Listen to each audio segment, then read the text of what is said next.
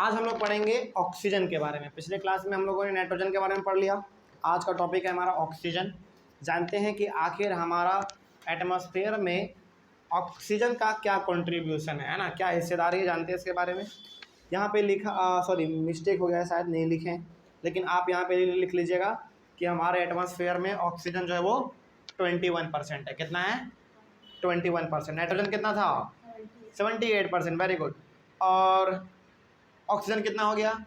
21%। दोनों को जोड़ दीजिए, कितना आएगा? 99%। इसीलिए हमने कहा था कि एटमॉस्फेयर में सबसे ज़्यादा मात्रा किसका है? नाइट्रोजन, उसके बाद ऑक्सीजन का, क्योंकि यही दोनों गैस मिला के कितना हो जाता है? 99%। और जो 1% आपका बचा उसमें आपका अदर गैस है, जैसे कार्बन डाइऑक्साइड हो गया, nitrogen sorry carbon dioxide, helium, argon, फिर से हाइड्रोजन, ये सब कुछ हो गया हमारा, है ना, ozone.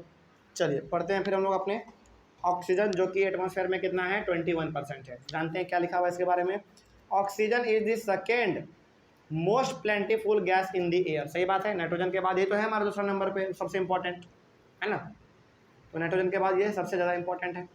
Humans and animals take oxygen from the air as they breathe.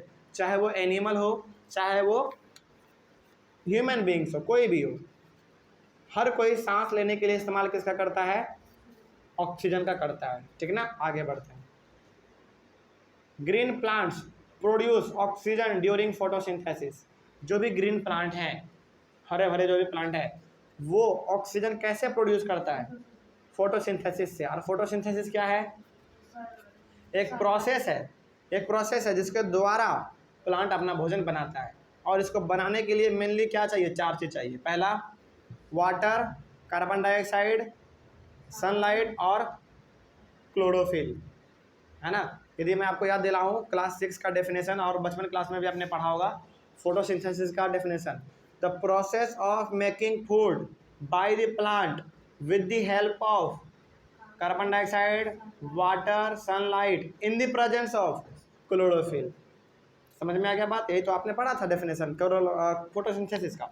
तो फोटोसिंथेसिस के दौरान मेनली क्या करता है? प्लांट अपना भोजन बनाता है। और जब वो भोजन बना रहा होता है तो साथ ही साथ वो और क्या रिलीज कर रहा होता है?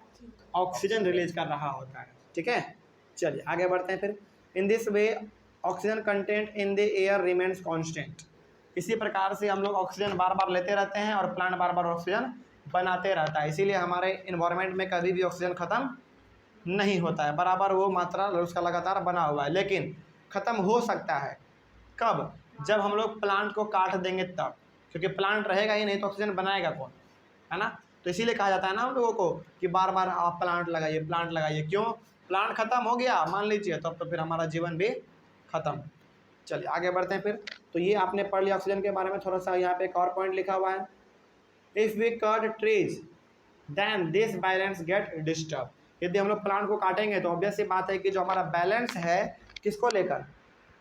ऑक्सीजन को लेकर, वो गड़बड़ा जाएगा, है ना। वो बिल्कुल ही गड़बड़ा जाएगा, क्योंकि हमारे पास संख्या तो होगा लोगों का ज़्यादा, ऑक्सीजन चाहिए ज़्यादा, लेकिन प्लांट ही ज़्यादा नहीं है, तो फिर हम लोग सांस कहाँ से ले पाएंगे? इसीलिए कहा जाता है कि प्लांट हमेशा हमको लगाना चाहिए। चलिए यहाँ तक में कोई डाउट? समझ में आ रहा है बात? तो यहाँ पे आपने पढ़ लिया ऑक्सीजन के बारे में। ठीक है, अब हम लोग पढ़ लेते हैं थोड़ा सा कार्बन डाइऑक्साइड के बारे में। इसको हम लोग अगले वाले क्लास में कर लेते हैं, है ना। ज़्यादा लंबा क्लास हो जाएगा या फिर हमारा ज़्यादा लंबा वीडियो ही बन जाएगा, तो फिर मज़ा नहीं आएगा, है ना, पढ़ने में। तो छोटा छोटा हम लोग एक एक करके एक टॉपिक के बारे में एक क्लास में हम लोग पढ़ लेंगे, एक एक करके पढ़ते हैं।